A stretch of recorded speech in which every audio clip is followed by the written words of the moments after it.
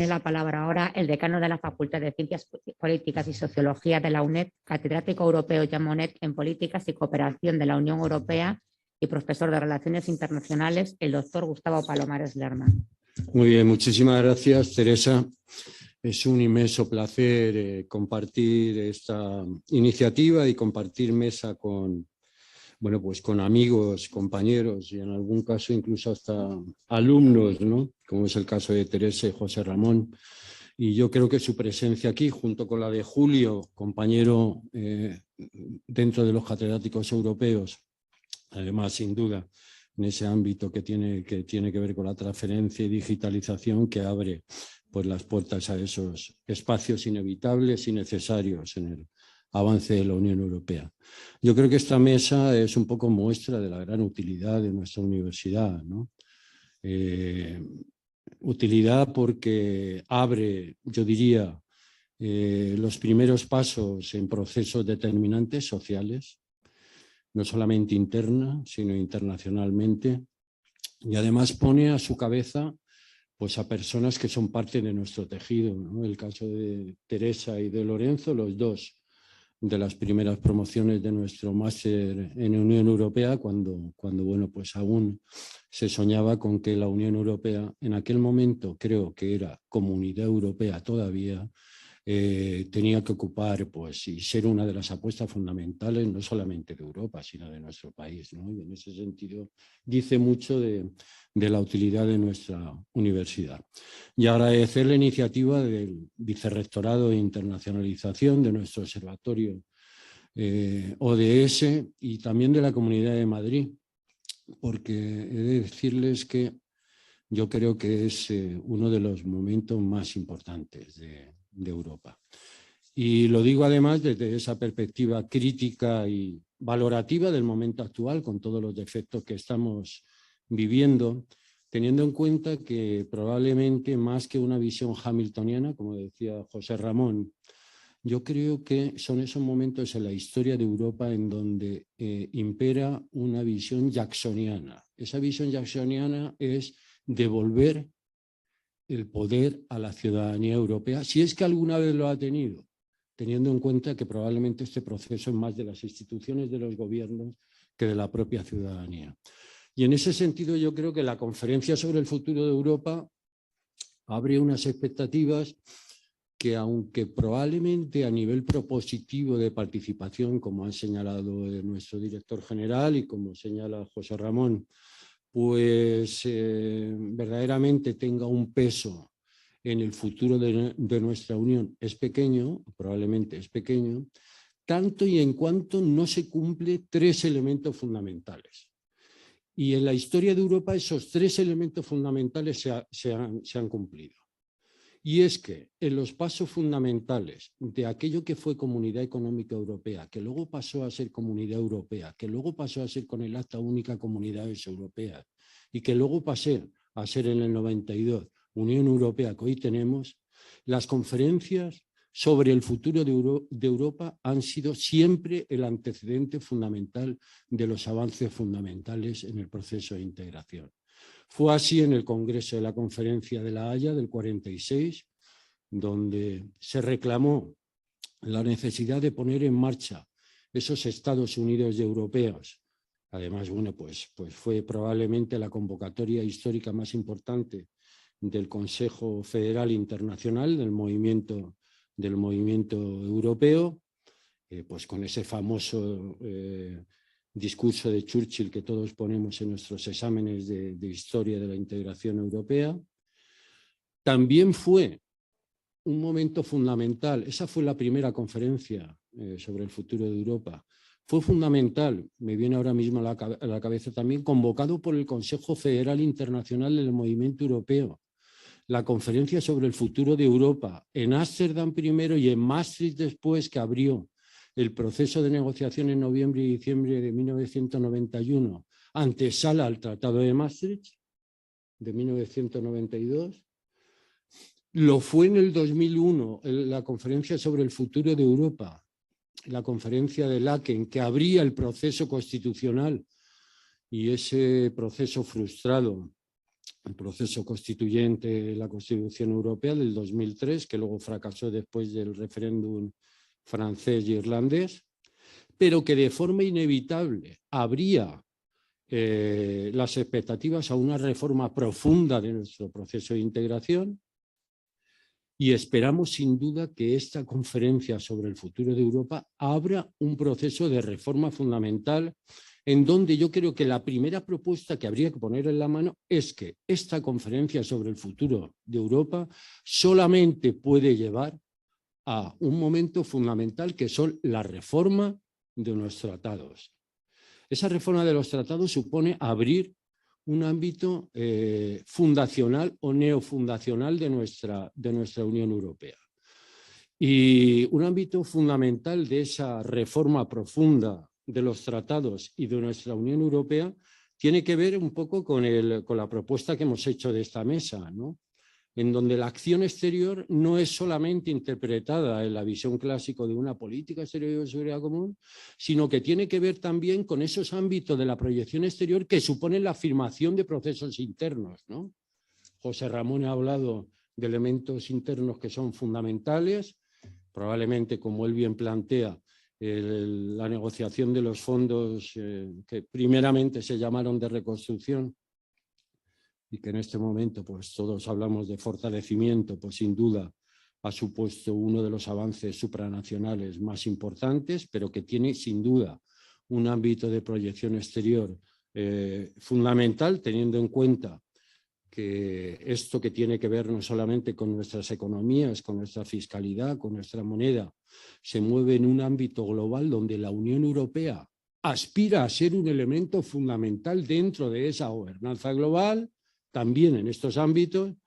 y sin duda tiene mucho que ver pues, esa proyección exterior con el momento que nos ha recordado Julio y que es fundamental, teniendo en cuenta que sin duda los elementos fundamentales que van a hacer que la Unión Europea pueda tener un peso como le corresponde a sus valores, como le corresponde al peso económico y como le ha correspondido en los ámbitos del desarrollo de la Agenda 2030, tiene que ver con su ambición en el ámbito de la transferencia y digitalización. Y ahí sin duda nos estamos jugando mucho. Luego, por lo tanto, en este futuro que tiene que suponer la reforma de la Unión Europea, yo creo que es fundamental encuadrar un ámbito de propuestas. Lo que nos piden es un ámbito de propuestas, y yo creo, yo he ido tomando nota tanto de las que ha hecho Julio como de las que ha hecho José Ramón, que me parecen inevitables. Yo voy a poner encima de la mesa el capítulo de propuestas que yo creo que son inevitables en este momento. Y lo hago además recordando probablemente, pues los años no perdonan, y soy, pues, si no el más viejo dentro de los catedráticos europeos en la casa, uno de los más viejos, de los 4 que estamos en este momento, que este acto y este ámbito fundamental de la conferencia, que se va a cerrar el mes que viene, se produce a 30 años de la negociación y ratificación en esta semana de febrero del Tratado de Maastricht. Y a 30 años, yo me acuerdo perfectamente de esa semana, ¿no? De esa semana de febrero del 92, y me acuerdo de la negociación de noviembre y diciembre del 91 en esa ciudad preciosa de Holanda, a 30 años de los momentos más terribles de la guerra en nuestro continente, en el continente europeo. Me acuerdo perfectamente de la matanza de Gorache y Srebrenica, la guerra de la antigua Yugoslavia, que era la primera vez que volvía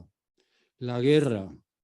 al continente europeo, cuando el propio proceso de integración europea había nacido con esa máxima, ¿no? del Consejo de la Haya que yo citaba antes, de que los horrores de la guerra no volvieran a nuestro continente, ¿no? Y estábamos viviendo justamente en esos meses de noviembre y diciembre, y los primeros meses del 92, enero y febrero, pues los momentos otra vez de la vuelta de la guerra al continente europeo. Y me acuerdo también perfectamente de que esa semana de febrero, donde se cerró la negociación del Tratado de Maastricht, fue el cerco de Sarajevo, que los que tenemos pues ya una cierta edad, pues recordamos esa matanza, que además tuvo una parte importante porque nuestras fuerzas, que en ese momento ocupaban la intervención de la Alianza Atlántica, de la Fuerza Multilateral, justamente era en dos ciudades, que era Mostar, que era la ciudad croata también, que estaba bajo cerco de las tropas serbo-croatas, y Sarajevo, que estaba bajo el cerco de las tropas serbo-bosnias, ¿no? Y el Tratado de Maastricht intentaba solucionar un ámbito que hoy por hoy, después de 30 años, no hemos resuelto, que es el coste que ocurre en nuestro continente con el coste de la no Europa en toda la proyección exterior. Y también en ese viaje de vuelta que es de la proyección exterior al consenso y la consolidación interior. 30 años de separación, de división, en donde básicamente los europeos hemos pasado de ser ese agente fundamental de cooperación y desarrollo en el mundo a ocupar un escenario fundamental en la gobernanza global, a la irrelevancia política que ocupamos hoy en el ámbito global. Después de haber pasado situaciones tan graves, tan bochornosas, como las que hemos tenido que vivir en todo este largo proceso, ¿no? Estoy pensando ahora mismo pues, en lo que fueron los coletazos de la Primera Guerra del Golfo, con la división dentro de los europeos en las votaciones en los consejos de seguridad de Naciones Unidas. Estoy pensando también en lo que fue la contestación de los europeos, en la discusión fundamental interna de los años 2000, ¿no? Que desembocan en el Tratado de Niza, al que ha hecho referencia también José Ramón, en ese debate de qué tenemos que hacer. Profundizamos en ese ámbito que ya Maastricht nos ha planteado, con un título segundo que es maravilloso, que habla de la política exterior y de seguridad común, con ese pilar tercero que habla de la cooperación en materia de justicia interior, con esa ambición de la ciudadanía europea, con esa ambición de solucionar el déficit democrático, o ampliamos a nuestros compañeros de la Europa del Este, teniendo en cuenta que ellos ahora mismo están viviendo ese proceso, bueno, de normalización europea después de la desaparición de la Unión Soviética, y tenemos que apostar, tenemos que decidirnos por lo uno o por lo otro. Esa división pues salomónica, que yo creo que ha traído las consecuencias de aquellos vientos, vienen probablemente estos lodos, de no optar por la profundización en el 2001 y de optar por la ampliación, por esos estados que muy probablemente nuestros compañeros de la Europa Central y Oriental no comparten los mismos valores de la Europa, de la vieja Europa tradicional, asociado principalmente a la libertad, a los derechos humanos, a los valores democráticos. Esa división determinó, sin duda, gran parte de los problemas que tenemos que administrar hoy, ¿no? Y es que tenemos unos socios que no solamente no comparten ámbitos, ojalá solamente fueran ámbitos de la política exterior, de nuestra acción exterior, es que no comparten los valores fundamentales de ninguna de las políticas comunitarias que hoy tenemos. Y esa división fundamental que no hemos sabido, de división interna, que no hemos sabido resolver, después de que Maastricht nos lo había puesto en bandeja y que vivíamos pues, probablemente en un sueño europeísta en donde muy probablemente pues, el propio devenir del sistema internacional y las propias crisis internas de los estados europeos pues, nos ha vuelto a poner los pies sobre la tierra, ¿no? Nos ha vuelto a poner los pies sobre la tierra en momentos terribles que hemos tenido que vivir. Hemos tenido que vivir la división de los europeos ante los principales acontecimientos que ha atravesado la humanidad, yo diría que en este final de siglo. La división de los europeos, inmediatamente después del 11 de septiembre del 2001. La división de los europeos en uno de los hechos más vergonzosos y probablemente pues, que dicen poco de este espíritu de integración, que fue la votación en contra dentro del Consejo de Seguridad ante la ocupación militar de Irak en el 2003, donde los propios socios europeos, después de estar dentro de un proceso de integración, de haber afirmado un pilar político, fueron capaces de votar no solamente en el sentido diferente, en el sentido contrario, en una votación fundamental dentro del Consejo de Seguridad. los europeos hemos sido capaces de votar no solamente de forma diferente, sino en contra en situaciones de conflictos determinantes que tenían que ver con un ámbito fundamental de nuestra agenda política dentro de la Unión Europea, valoramos y votamos en forma diferente el nacimiento de eso que se llamó las primaveras árabes, votamos en contra y diferente en procesos fundamentales de nuestra gobernanza global, como fue la crisis del proceso de paz de Oriente Próximo, cuando ya la propia Unión Europea había sido el nido de ese proceso de paz, ¿no? La Conferencia de Madrid del 90, el acuerdo de Oslo del 93, los acuerdos de Washington del 94, la hoja de ruta. Parecía que íbamos a intentar ser la referencia fundamental en la solución del conflicto histórico que más afectaba a la gobernanza global, que ha alimentado el radicalismo islámico, que ha alimentado esos grupos radicales en los atentados de Madrid, los atentados de París, de Bruselas, etcétera, etcétera, etcétera.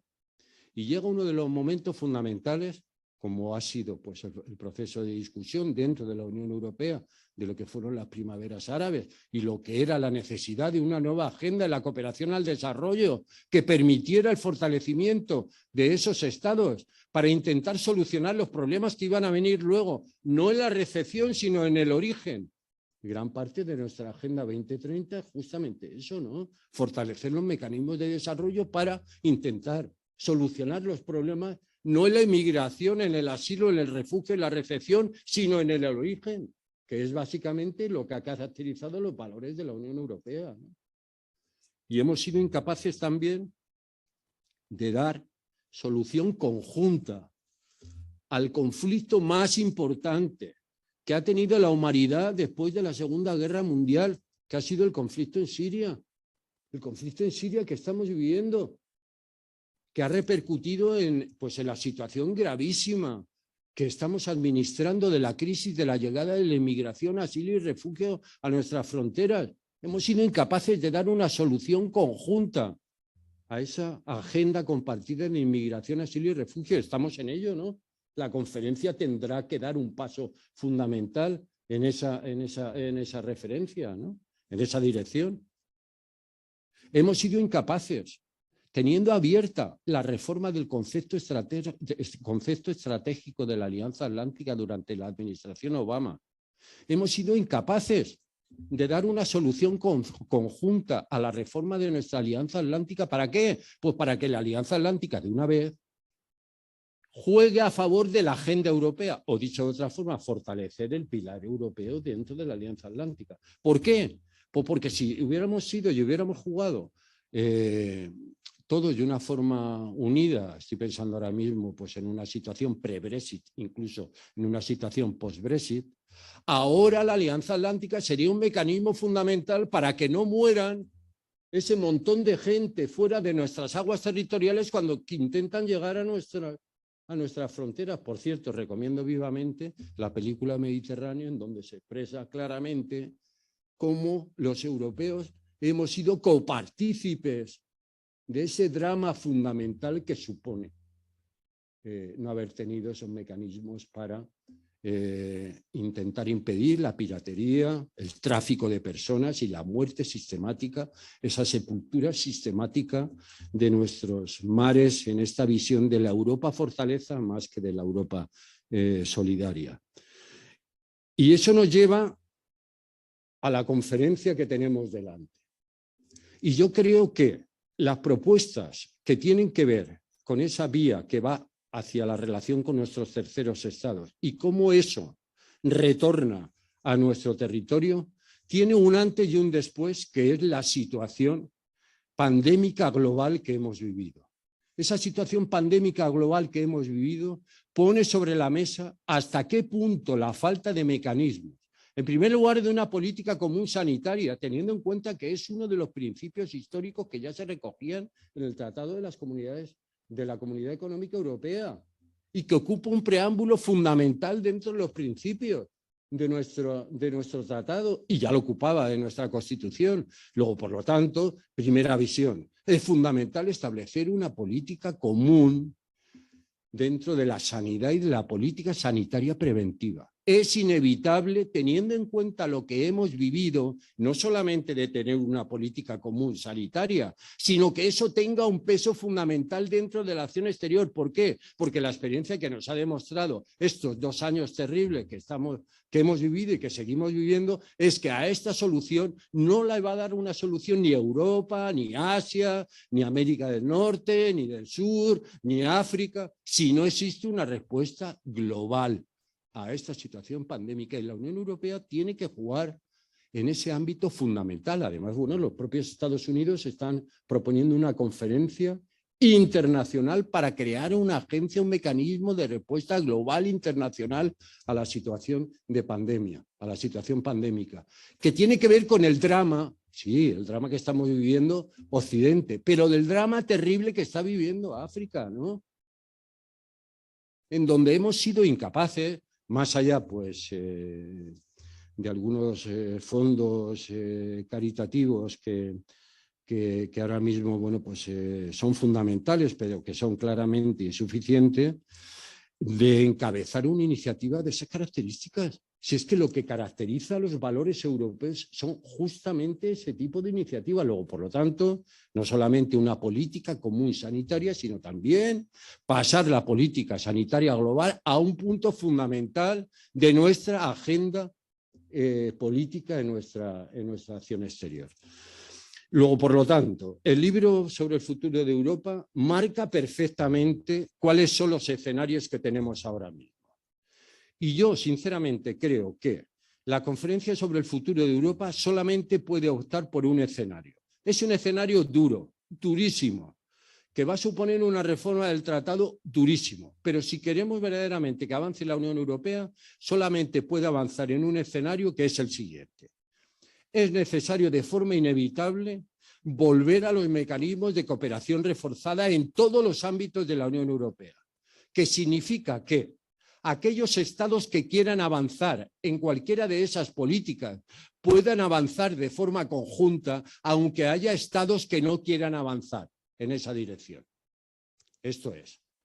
estamos hablando de un escenario en donde el propio tratado tiene que consagrar la posibilidad de que aquellos estados que quieran construir,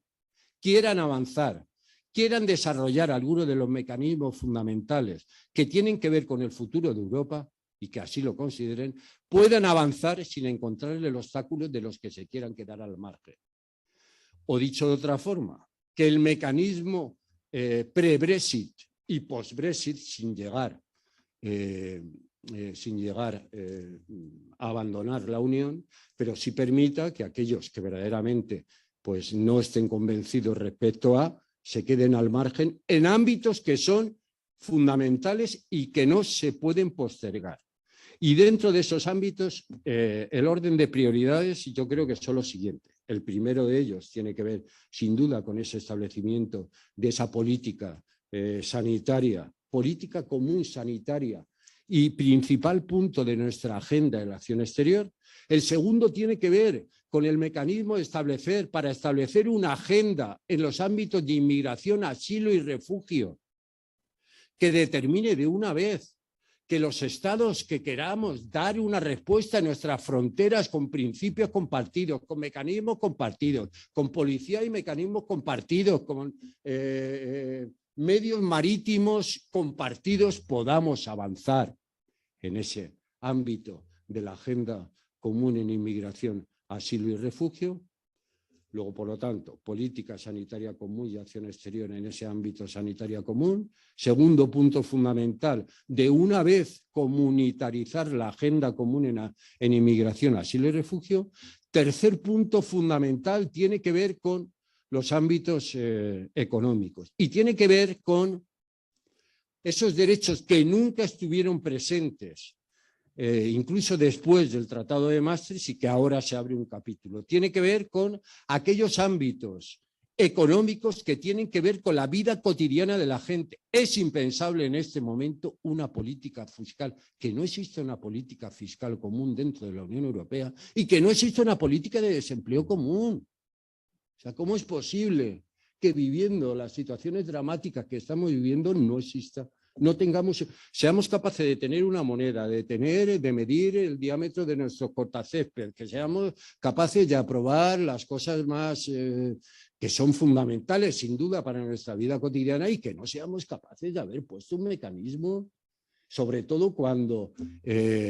pues en el caso español es mucho más dramático, pero en el conjunto de la Unión Europea el principal punto compartido dentro de la desigualdad en nuestro proceso de integración tiene que ver con nuestros jóvenes, con la incorporación de nuestros jóvenes, con la igualdad de oportunidades con nuestros. Luego, por lo tanto, habrá que abrir un ámbito fundamental que tiene que ver con esos derechos sociales laborales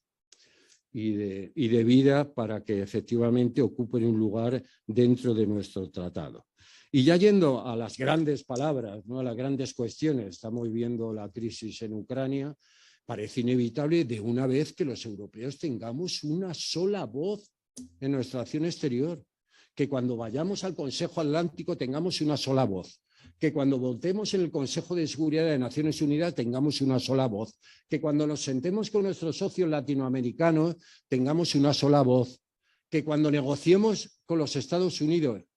voy a hacer una nota a pie de página, fíjense la paradoja que hemos conseguido los europeos, que somos los principales socios transatlánticos de los Estados Unidos, somos los principales socios estratégicos militares, los principales socios, compartimos valores fundamentales y, sin embargo, Europa es el único bloque que no tiene un tratado de libre comercio con los Estados Unidos. ¿Cómo es posible? ¿Cómo podemos compaginar esta especie de esquizofrenia dentro de los valores de